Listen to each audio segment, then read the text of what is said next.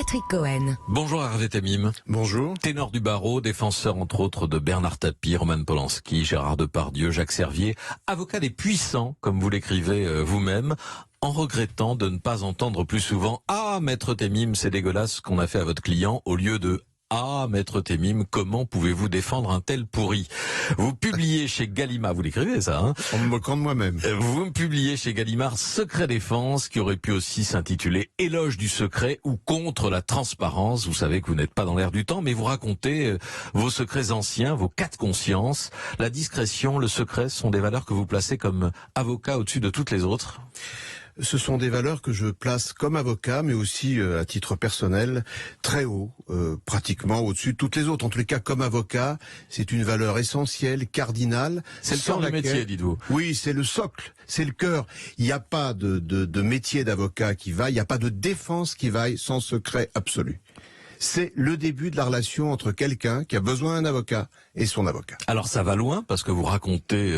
au début du livre, au début de votre carrière aussi, comment vous avez réussi à faire acquitter un homme innocent qui s'accusait à tort pour protéger sa mère sans trahir le secret qu'il vous avait confié. Et un jour aussi, l'un de vos anciens clients vous confie qu'on lui a confié, qu'on lui a fait signer, ou qu'il va signer en quelque sorte, qu'on va le payer pour un contrat, pour assassiner une personnalité, quelqu'un de connu.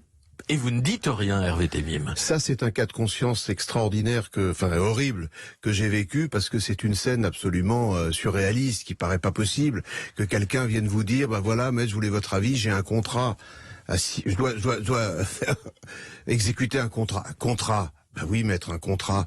Après notre rendez-vous, je dois aller voir des gens qui me demandent de tuer quelqu'un. Mais je lui dis, attendez, mais monsieur, vous voulez que je vous dise que vous allez tuer quelqu'un?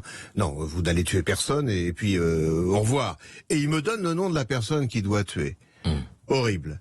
Et là, je suis confronté à un cas de conscience épouvantable, parce que j'ai le droit de rien dire, mais si cette personne avait été tuée, le respect du secret m'aurait fait une belle jambe. Alors j'ai appelé Henri Leclerc, c'était il y a plus de 30 ans, mais c'était déjà, Henri, une espèce de conscience pour nous tous. Bien sûr, il l'est toujours. Il l'est toujours, et il me dit, écoute, c'est pas possible. Je dis, si, c'est vrai. Il me dit, arrête. Je dis, écoute. Et il me dit, écoute, tu n'as qu'une chose à faire, c'est écrire ce qui s'est passé, le déposer au bureau du bâtonnier où il y avait à l'époque un horodatage des plis, et puis tu ne peux rien dire, Hervé. Je n'ai rien dit.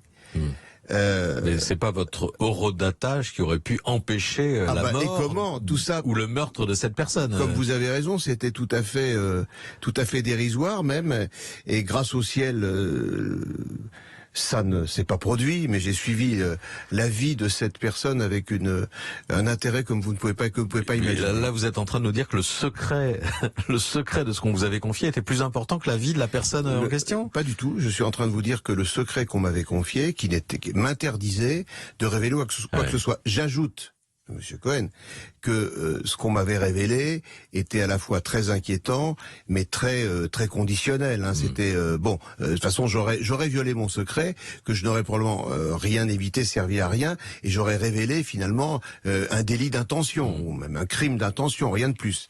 À supposer que ce qui m'avait été dit était vrai. Mais ça m'a marqué, oui, parce que j'ai respecté le secret, la mort dans l'âme. Oui. Mais j'ai l'impression d'entendre un prêtre parler du secret de la confession. En tout cas, ce que vous racontez, Hervé Temim, prouve que le secret est le meilleur allié des délinquants et des criminels. Quand vous défendez la famille Leroux dans l'affaire de la disparition de l'héritière du casino de la Méditerranée, Agnès Leroux, vous parvenez à percer le secret de Maurice Agnelet. C'est décisif. Alors, je suis pas du tout d'accord avec vous. Pourquoi ? Je vais vous expliquer pourquoi. D'abord parce que quand j'ai défendu la famille Leroux, je n'ai absolument pas percé le secret de Maurice Agnelet. Non, j'ai réussi à démontrer, me semble-t-il, que sans aucun doute, il était coupable. En revanche, le secret n'est pas l'allié des délinquants et des criminels. Le secret est l'allié de la justice. Vous savez quel est le fondement du secret professionnel dans le métier d'avocat? Parce que je ne parle pas que du secret professionnel. C'est l'intérêt de la justice. La personne qui vous confie un secret ne peut pas vous délier du secret. Le secret, c'est une obligation pour l'avocat. avocat. C'est un droit, évidemment, pour la personne qui est défendue, mais c'est quelque chose, c'est une valeur qui défend l'intérêt général de la justice. Le client, vous me demandez de vous défendre, vous ne pouvez pas me délier du secret. C'est quelque chose qui est très largement supérieur à des intérêts particuliers. Et on le comprend fort bien. Pas du tout. Imaginez, votre question est très maligne et très taquine, mais imaginez que je reçoive les confidences d'une victime qui me raconte des détails absolument terrifiants de son intimité. Est-ce que j'ai le droit de violer son secret? Non. Est-ce qu'elle peut m'autoriser à le faire? Non. Quel intérêt je protège en ne le faisant pas? Son intérêt, certes, mais l'intérêt supérieur de la justice. Quel est donc alors, Maître Temim, votre rapport à la vérité avec les confidences de vos clients et les secrets que vous possédez? Mon rapport à la vérité est un rapport extrêmement ambigu, je l'admets, parce que l'avocat n'a pas à rechercher la vérité, et la plupart des avocats répondent à cette question en disant « la vérité ne me concerne pas, elle ne m'intéresse pas ». Moi, je vous dirais, non, c'est faux. Elle m'intéresse, bien sûr, la vérité. Mais mon rapport à la vérité n'est pas ce qui guide mon métier. Et c'est en cela que mon métier est par définition à la fois sulfureux et passionnant. Parce que si je vous défends, si je recherche la vérité, c'est que je veux vous juger. Et si je vous défends, je n'ai pas à vous juger. Au contraire, j'ai à être votre dernier juge. J'ai essayé d'obtenir pour vous la meilleure décision possible. Il y a beaucoup de gens qui sont incapables de cela. Il y a beaucoup de gens qui sont incapables de cela. Est-ce que pour autant, pour être avocat, il faut manquer de vertu? Non, au contraire. Car je crois qu'il faut avoir une intégrité particulière pour pouvoir être capable de cet exercice. Mais je ne vous dis pas que ça, il n'y a pas une part de jésuitisme, même si c'est quelque chose qui est bien loin de mon éducation et de ma nature, dans le cerveau d'un avocat. La rhétorique de l'avocat est particulière, vous savez. Maître Hervé Temim, secret défense, on continue d'en parler. On va parler dans un instant de Paul Bismuth et d'Éric Dupond-Moretti, après une pause. Avec l'avocat Hervé Temim qui signe secret défense chez Gallimard. Hervé Temim, vous venez de nous parler de votre rapport à la vérité, rapport ambigu, avez-vous dit, ce qui n'est pas le cas de la presse. Vous ne pouvez pas demander aux journalistes de respecter la logique du secret qui est celle des avocats, vous en convenez? Oh ben, évidemment, on n'a pas du tout la même fonction. Bien sûr, j'en conviens, mais les journalistes ont un secret qui est parfaitement protégé et qui me paraît tout à fait nécessaire, c'est le secret des sources. Moi, je demande à ce que le secret professionnel des avocats soit aussi bien respecté qu'on respecte le secret des sources. Mais la fonction du journaliste n'est pas la même que celle de l'avocat. Elles peuvent parfois se rejoindre. Mais vous reprochez aux médias, aux journalistes, d'être souvent irresponsables dans leur publication. Oui. Pour quelle raison?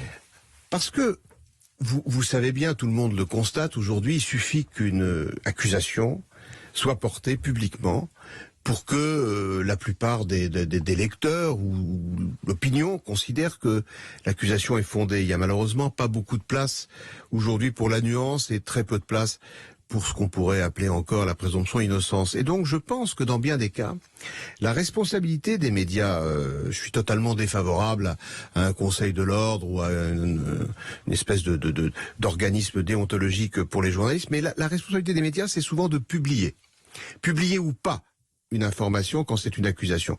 Et j'ai constaté dans beaucoup de cas que des publications, à mon avis, auraient pu être évitées parce qu'il y a des affaires dans lesquelles les publications sont faites, la justice intervient, mais c'est trop tard. Vous pensez à Roman Polanski?